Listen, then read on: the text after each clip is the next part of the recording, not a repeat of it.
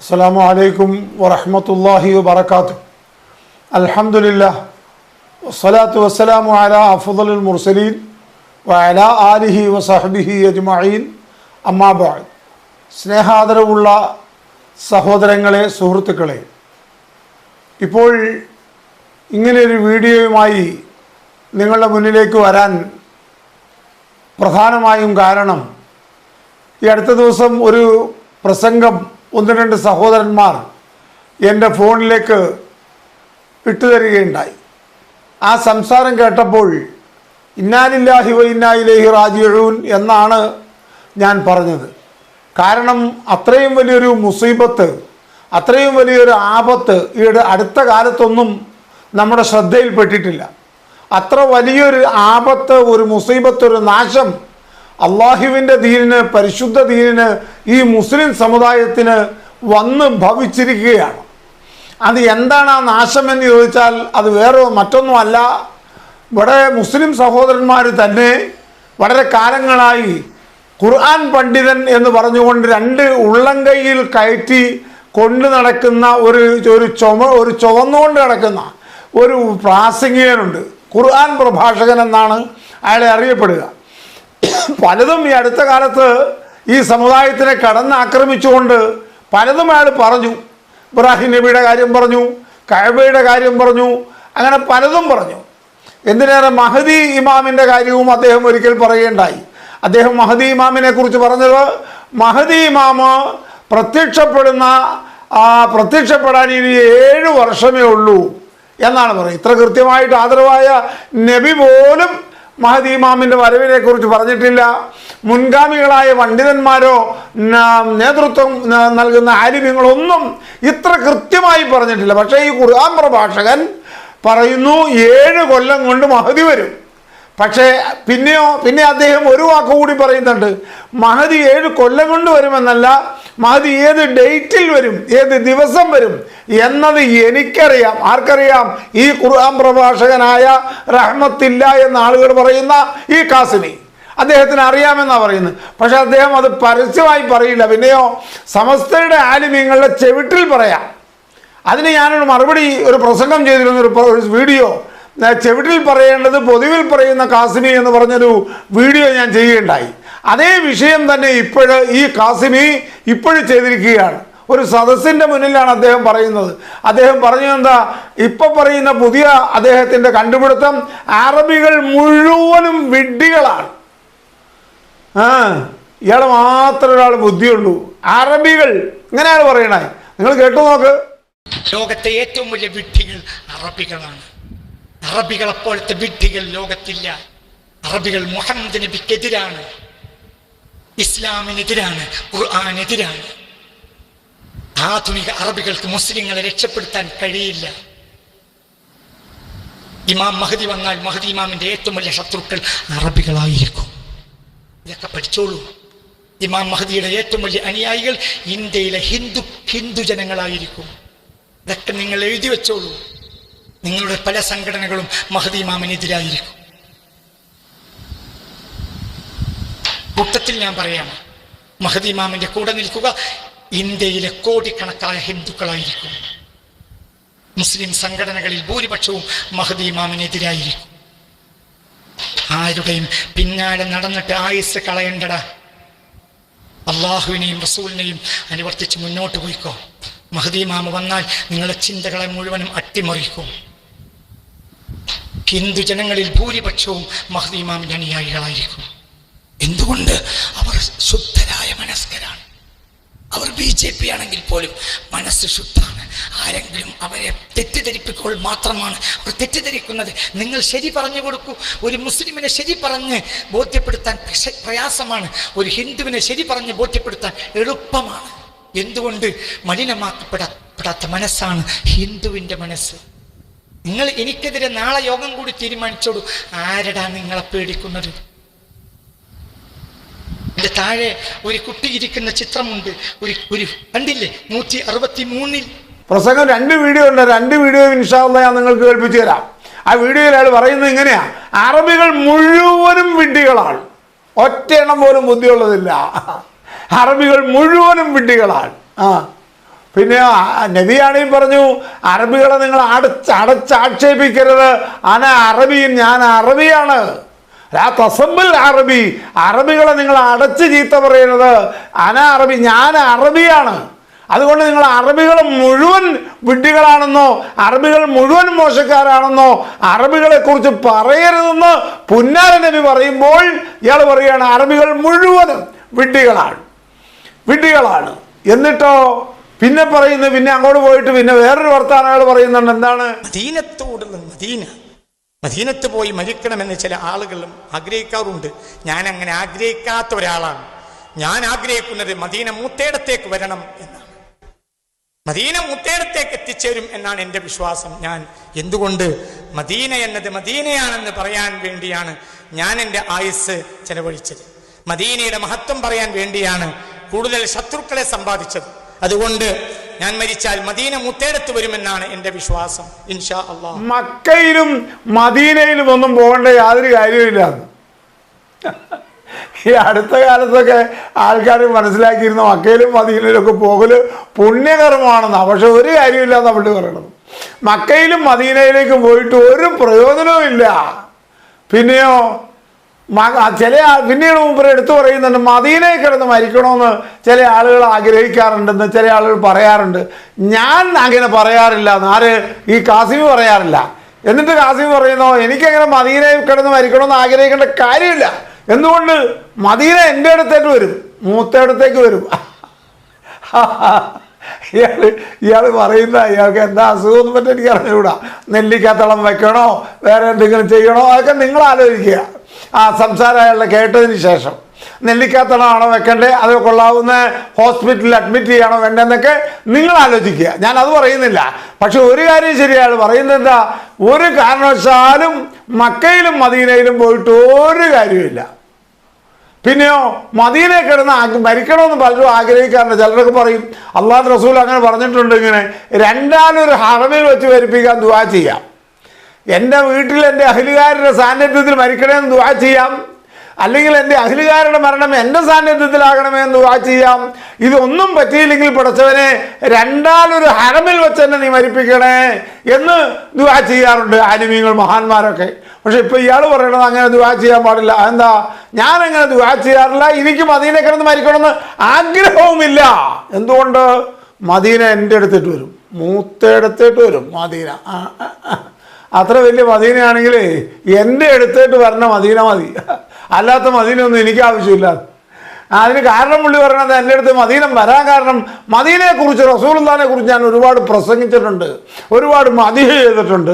ഗൗസുൽ പറഞ്ഞ ഒന്നും വഅദല്ല. 40 കൊല്ലം ഗൗസുൽ പറഞ്ഞ വഅദും വഅദല്ല, അബൂബക്കർ സിദ്ദീഖിൻ്റെയും വഅദല്ല. ലോകത്തുണ്ടായ മുഴുവൻ പണ്ഡിതന്മാരും പുന്നാര നബിയെ പറഞ്ഞുകൊണ്ട് പറഞ്ഞതൊന്നും വഅദല്ല. ഇയാൾ പറഞ്ഞാണ് വഅദ്. ഇയാൾക്ക് ഒരുപാട് എതിർപ്പിനെ നേരിടേണ്ടി വന്നിട്ടുണ്ട്. അതുകൊണ്ട് മദീന എൻ്റെ അരികത്തേക്ക് അഥവാ മൂത്തേടത്തേക്ക് വരും. അല്ലാതെ മദീന പോയി കിടന്ന് മരിക്കാനൊന്നും ഞാൻ ആഗ്രഹിക്കുന്നില്ല. മദീന പോയിട്ട് ഒരു കാര്യമില്ല, മക്കത്ത് പോയിട്ട് ഒരു കാര്യമില്ല ഇയാൾ പറയുക. പിന്നീട് അദ്ദേഹം കൂട്ടിച്ചേർത്ത് വേറൊരു കാര്യം പറയുന്നുണ്ട്. സദസ്യരോടായിട്ട് അദ്ദേഹം പറയുന്നുണ്ട്, അറബികൾ മുഴുവനും വിഡ്ഢികളാണ്, മഹദി ഇമാം വരും അദ്ദേഹം പറയുന്നുണ്ട്. പക്ഷെ മഹദി ഇമാം വന്നാൽ മഹദിയെ സ്വീകരിക്കാൻ അറബികളിൽപ്പെട്ട ഒരു അറബിയും ഉണ്ടാവില്ല. ഖത്തർ ഉണ്ടാവില്ല, ബഹ്റൈൻ ഉണ്ടാവില്ല, UAE ഉണ്ടാവില്ല, സൗദി ഉണ്ടാവില്ല, യമൻ, ഒരു അറബി രാഷ്ട്രവും അറബി രാജ്യങ്ങളിലെ അറബികളും ആരെ സ്വീകരിക്കാനുണ്ടാവില്ല? മഹദിയെ സ്വീകരിക്കാനുണ്ടാവില്ല. മഹദി കൊണ്ടുവരുന്ന പറയുന്ന പരിശുദ്ധമാക്കപ്പെട്ട കലിമത്ത് തൗഹീദിന്റെ മഹത്വം പറഞ്ഞ അള്ളാഹിന്റെ ദീനിലേക്ക്, അള്ളാഹുവിന്റെ റസൂല് പ്രബോധനം ചെയ്ത ദീനിലേക്ക് ആളുകളെ ക്ഷണിക്കുന്ന മഹദി, അത് ക്ഷണിക്കാൻ വേണ്ടിയാ വരുന്നതെന്ന ആദരവായ നബി നമ്മളെ പഠിപ്പിച്ചത്. പക്ഷെ ഇയാൾ പറയുന്നു അത് ക്ഷണിക്കാൻ വേണ്ടി അങ്ങനെ വന്നാൽ അത് അറബികൾ ഒരൊറ്റയാളും മഹദി അംഗീകരിക്കൂല. അറബ് ലോകത്ത് ഒരാളും മഹദി അംഗീകരിക്കുന്നവരില്ല എന്ന് മഹദി വരുമ്പോൾ പിന്നെ ആരാണാവോ മഹദിയെ സ്വീകരിക്കുക? കോടിക്കണക്കിന് വരുന്ന ഇന്ത്യയിലെ ഹിന്ദുക്കൾ. രാജ്യസഭയാണോ വേണ്ടത്, അതോ ലോക്സഭയാണോ, അതോ പുതിയ മന്ത്രിസഭ ഉണ്ടാവുകയാണ്, BJPയുടെ മന്ത്രിസഭ ഉണ്ടാവുകയാണെങ്കിൽ മന്ത്രിസ്ഥാനാണ്. എന്താണാവോ ഇയാൾക്ക് ഓഫർ ചെയ്തിട്ടുള്ളത്? എന്തിനു വേണ്ടിയാണാവോ ഇയാൾ ഈ ഇസ്ലാമിനെ ഇത്ര പുച്ഛിക്കുന്നത്, പരിശുദ്ധ ഇസ്ലാമിനെ ഇങ്ങനെ അവഹേളിക്കുന്നത്? പരിശുദ്ധ ഇസ്ലാമിനെതിരെ RSSകാരൻ പോലും പറയാത്ത വർത്തമാനം പറഞ്ഞുകൊണ്ട് രംഗത്ത് വരാൻ ഈ മോദിയാരെ പ്രേരിപ്പിച്ചത് എന്താണ്? ഇയാൾ എന്താണ് ഈ പറയുന്നത്? എന്താ ഗൗരവമായിട്ട് ചിന്തിക്കാത്തത്? ഇത്രയൊക്കെ പറഞ്ഞിട്ടും തലയെക്കെട്ടും താടിയും വെച്ച പാവങ്ങൾ മുന്നിലിരുന്ന് കേട്ടോണ്ടിരിക്കുക. കാർക്കിപ്പിച്ച് തുപ്പി ചൂലെടുത്തടിച്ചിട്ട് പുറത്തോട്ട് ഇറങ്ങി പോകണ്ടേ തലയെക്കെട്ടുകാർ മുസ്ലിങ്ങൾ ഇതൊക്കെ പറഞ്ഞിട്ടും കേട്ടിരുന്ന് കൊടുക്കുന്നു. ഓ, ഈ സമുദായം എവിടം വരെ അധപ്പതിച്ചു പോയി.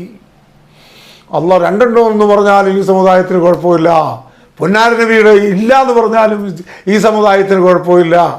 എന്ത് അധപ്പതനമായി ഈ സമുദായത്തിന് പറ്റിയത്? ഈ സമുദായം ഇത്ര പുറകോട്ട് പോയത് എന്തുകൊണ്ട്? ഈമാന്റെ കാര്യത്തിൽ ഇത്ര പുറകോട്ട് പോയതെന്ത്?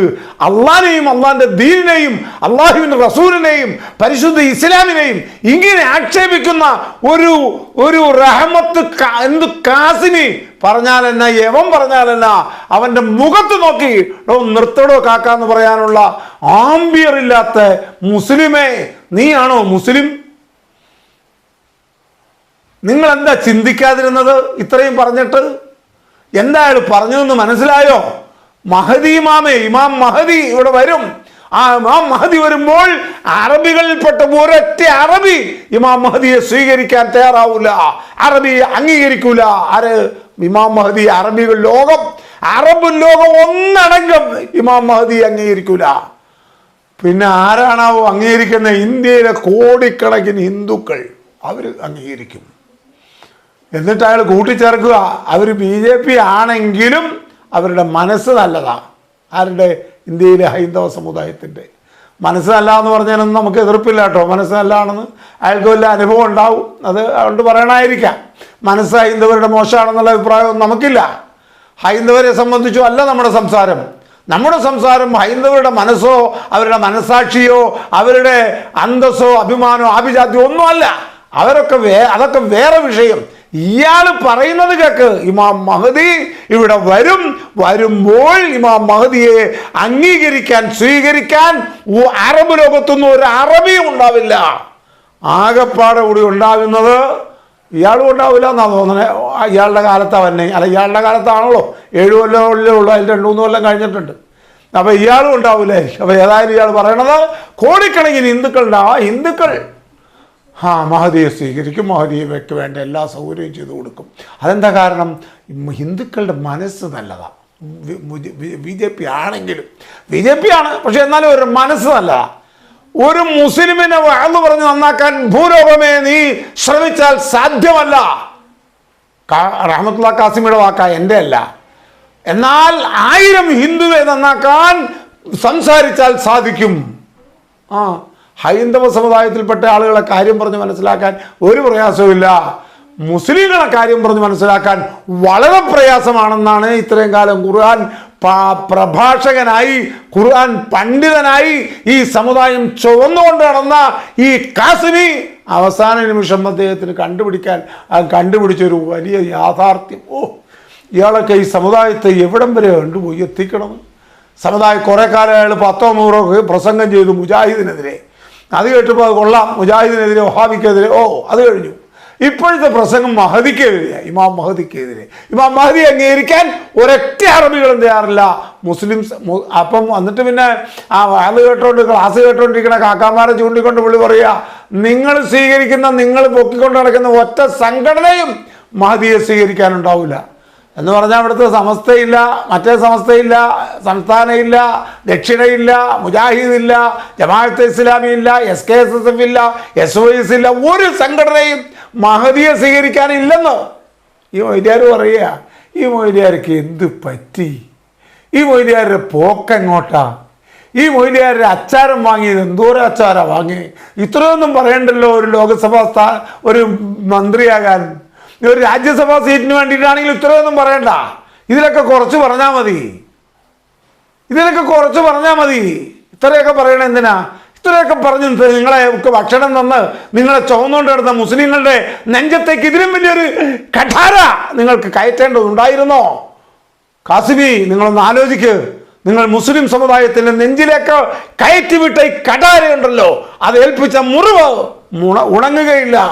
അമ്പ് കൊണ്ടുള്ള വ്രണം കാലത്താൽ നികന്തിയിടും, കൊമ്പുകൾ കണ്ടിച്ചാലും പാതകം കിളർത്തിയിടും. അമ്പ് കൊണ്ട് മുറിവേൽപ്പിച്ചാൽ അത് കാലം കൊണ്ട് ഉണങ്ങും, പക്ഷെ നാവിൻ്റെ മുറിവ് ഉണങ്ങില്ല. കാസിമി, ഈ സമുദായത്തിന് നിങ്ങൾ ഏൽപ്പിച്ച മുറിവ് അത്ര വലുതാണ്. അറബികൾക്കെതിരെ നിങ്ങൾ തിരിഞ്ഞത് ചെറിയൊരു തിരിയലല്ല. മഹദിക്കെതിരെ നിങ്ങൾ തിരിഞ്ഞത് ഒരു ചെറിയ തിരിയലല്ല.